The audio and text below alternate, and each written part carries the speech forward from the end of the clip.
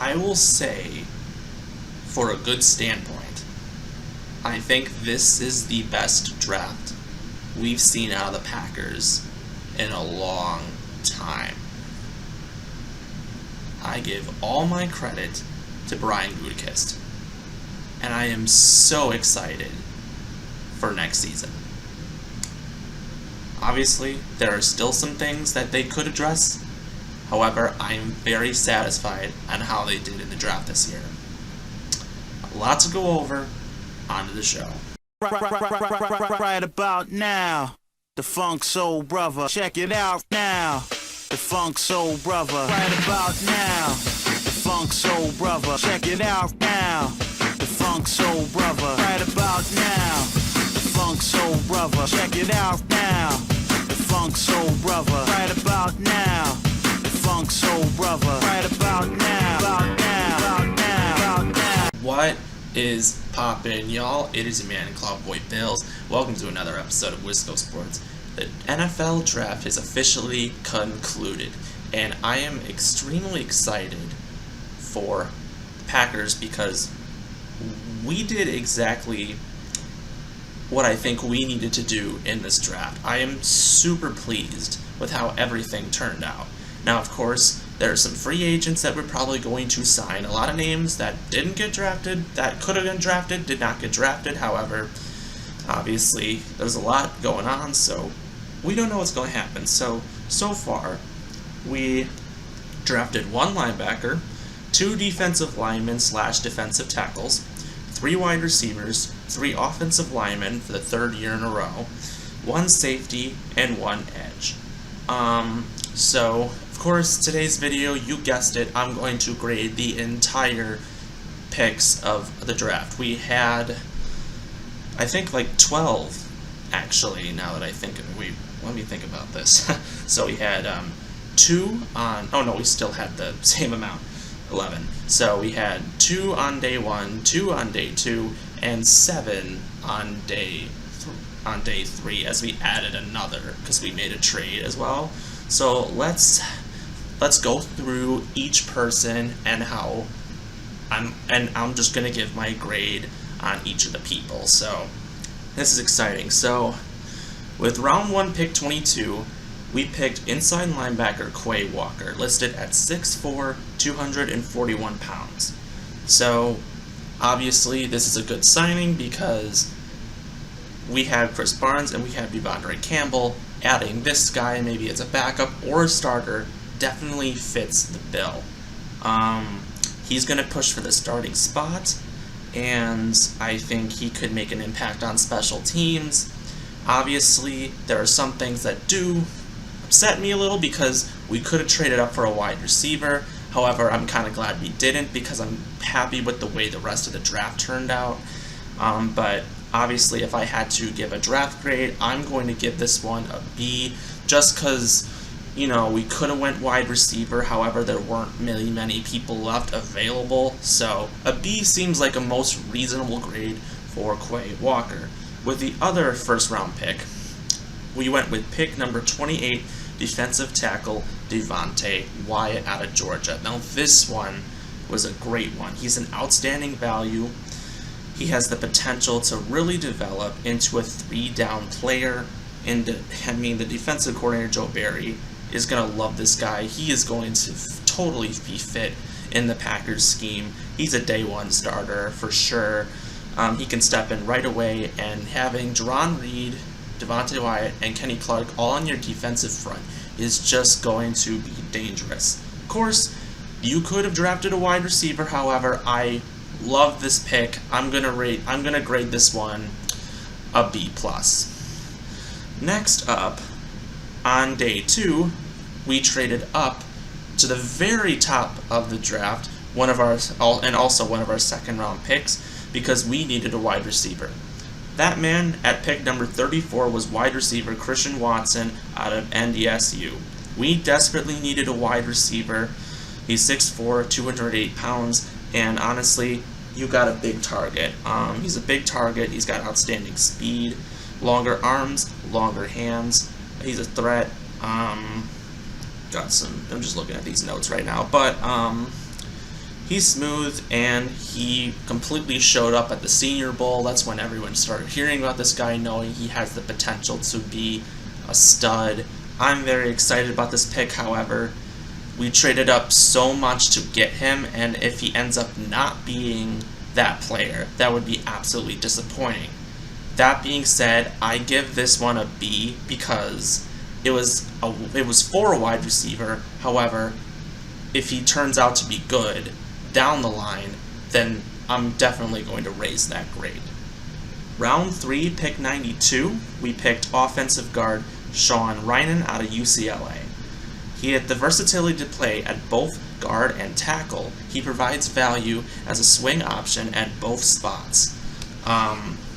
So basically, he's the strong, dependable blocker, and he has nimble feet. He's a pass protector, and we really needed help at the offensive tackle and guard position. He was drafted as a guard. He can play tackle, but obviously you can put him at right tackle with this position. I think this pick is absolutely excellent. I give this one an A-.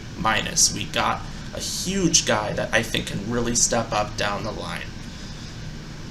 Alright, so that was the first 2 days. I did some deeper analyses in some previous videos, so if y'all want to check those out, go for it. They were in my previous videos. So, of course, the next 7 picks, these are all the people that we drafted today. With pick 132, we selected another wide receiver by the name of Romeo Douglas out of Nevada. His mom's a Packers fan, so I bet she's happy about this pick. He's 6'2", 201 pounds. He led the FBS in catches, touchdowns, and receiving yards on post routes over the past 2 seasons. And he shakes defenders with quick feet and the line of scrimmage. He has big mitts, lengths, and body control to adjust the passes outside the frame, and he has flashy ability, and I think he is definitely going to be a huge playmaker. He's great at special teams. He's a punt returner. I don't know how they're going to use him, but I really like this pick. I was hoping we were going to get Calvin Austin, but I think Dobbs is going to be definitely more of what the Packers are looking for. So with that being said, I'm going to say this one, I'll give this one a B+. I'm not necessarily saying it's an A because we don't know how he's going to turn out, but I like this pick. I think he's going to turn out great. With round 4, pick number 140, we went with guard/tackle Zac Tom out of Wake Forest. He's an effective personal blocker at his best, covering up defenders on zone routes and combo blocking to the second level. He gets on set quickly, and he played tackle the past 2 seasons. However, he can play guard because he is a lot shorter than what normal tackles are in the league. His 40-yard dash, short shuttle, his broad jump, pretty much on the top level of what you want for an offensive lineman. And really, not for a tackle, but for a guard. And honestly, we needed guard depth, so I am pleased with this pick. I'll say I give this one also, I'll say this one gets a B+, just because it's a later pick. But, I'm kind of harsh with these picks, but we'll see what happens. But he could be an A, because every lineman that we've taken ends up being a stud, so it's nothing I can really say. Okay, round 5, pick 179, we picked up edge Kingsley Ogbah out of South Carolina. He's a generated pressure guy of opponents' dropbacks in 2021. That was like the 9th highest rate in FBS and the 2nd in the SEC, only to Alabama's Will Anderson Jr. He had 7 tackles and loss in each of his last 3 seasons at South Carolina. Basically, he's depth to the edge because with what happens if Preston Smith or Rashawn Gary goes down, this guy can step in. I can't believe that this guy was drafted in the 5th round. This guy should have been drafted way higher. So honestly, we are lucky that he even fell to us and that he was that far down. So with that being said, I give this one an A. How do you get a player that was every mock draft in the 2nd round he was there? I don't know how he lasted to the 5th round. I think there were some issues, but I'm pretty much pleased with this. So then we had so next up we had no 6th round pick. Round 7, we had 4 picks, so we traded with back with the Denver Broncos and added also a 7th round, so we had 4 7th round picks. These were all for depth. Round 7, with 228, we picked hybrid safety Tariq Carpenter. He also plays inside linebacker and safety. Basically, all in Georgia Tech. He played safety, but he can play the hybrid linebacker role. As I said, he's going to be a huge contributor to off of special teams. He's tight, he's got long arms, instinctive, he shows good burst, and I think he's a great run defender, which is obviously stuff that we've been looking for. But obviously what's most important is special teams. He's definitely going to help with that one. I will say, since this one might be a little bit of a risk because we aren't really needing that on the team right now, but I think special teams is worth it. I'll say this one's a B-. I was a little questionable with it, but I think I'm good with this one. Round 7, Jonathan Ford, pick number 234, defensive tackle out of Miami. For a massive nose tackle with the power to knock blockers off their backs with the heels, it doesn't really take too long. He's not a natural finisher, but he has limited upside as a passer. He has potential, but he's probably going to be special teams. He's going to be depth. He might not even make the team in the end. He could be off the practice squad. But I feel like it's a reasonable pick, but I think they could have went better. I like him, but I feel like they could have went better. I'm going to say this one's a C+, unfortunately, but if he turns out to be great, then I'm pleased with it. Round 7, pick 249. Offensive tackle, Rasheed Walker out of Penn State. He's got powerful punch. He stuns pass rushers. He gives up little ground to bull rushers. He does struggle with overextending and getting off balance sometimes, which I think is why he is a 7th round pick. However, he does show good short area attack quickness, and he is powerful at the point of attack, and especially in the run game, which is what the Packers are known for doing at this point. Obviously, he's got so much to improve with hand placement and leverage. He was a 3-year starter at Penn State at left tackle, but he projects to be a right tackle. Of course, we needed depth at that position, so I will say I give this one a B+. He has a lot of room to make up, but I think it's going to turn out to be a great pick. And then finally, I had actually him being taken in the 7th round of my mock draft because I was hearing all about how we were interested in this guy, and I was like, well, if he's available, I'm pretty sure they're taking him. 7th round pick 258 was wide receiver Torre out of Nebraska. So basically, he took top 30 visits to well over half the league's cities. He's dynamic, he's rangy, wide out, he's got good hands, he's in the slot, he's a great route runner.